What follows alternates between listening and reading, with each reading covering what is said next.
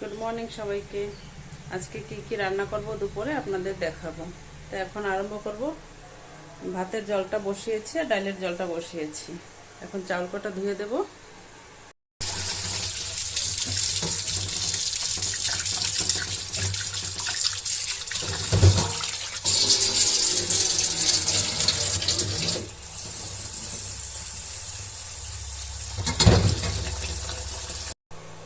চাউল কটা ধুয়ে নিয়ে এসে ভাতটা বসিয়ে দিলাম।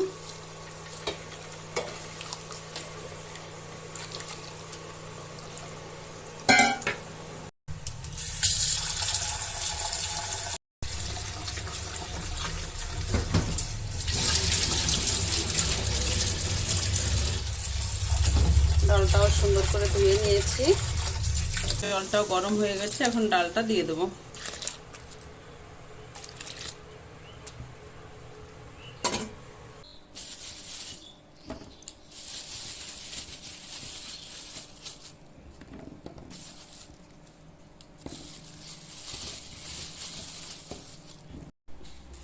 কুঁদরু কাটবো, কুঁদরু ভাজা করব।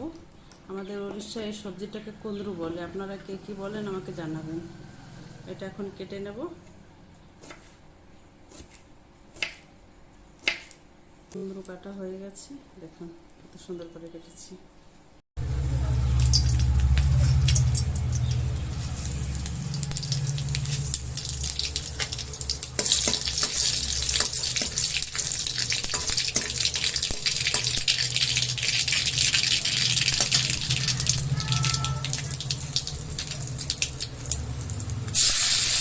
ডালের জন্য ফুটন বানাচ্ছি।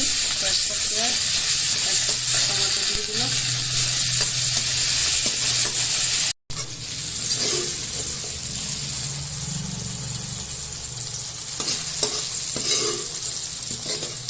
ফোড়নটা ডালের ভিতর দিয়ে দিলাম।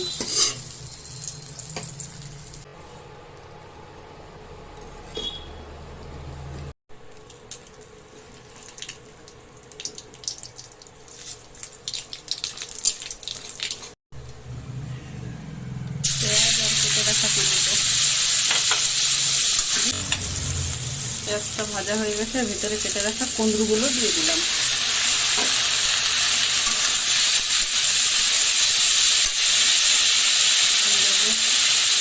লবণ, হলুদ গুঁড়ো আর একটু লঙ্কার গুঁড়ো দিয়ে সুন্দর করে ভাজবো। কুঁদরুটা ভাজা হতে অনেক টাইম লাগে, এখনো হয়নি ভাজা।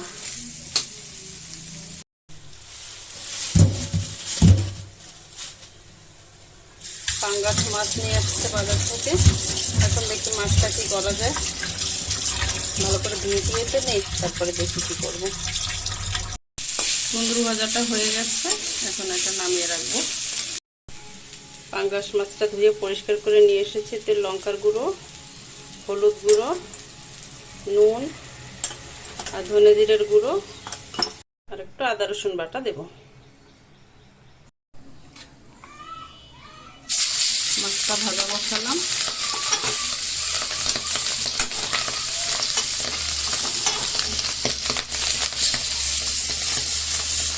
ফুটছে, পাঙ্গাস মাছ তো।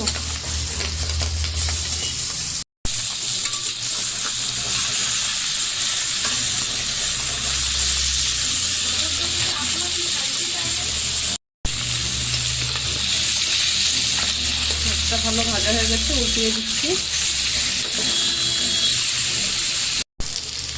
মাছটা ভাজা হয়ে গেছে, এখন ভিতরে দিয়ে দেবো জল।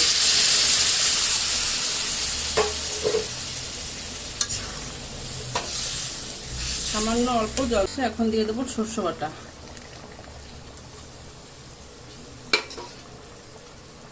এখন একটু ঢেকে রাখবো। টমেটোগুলো দিয়ে দিলাম।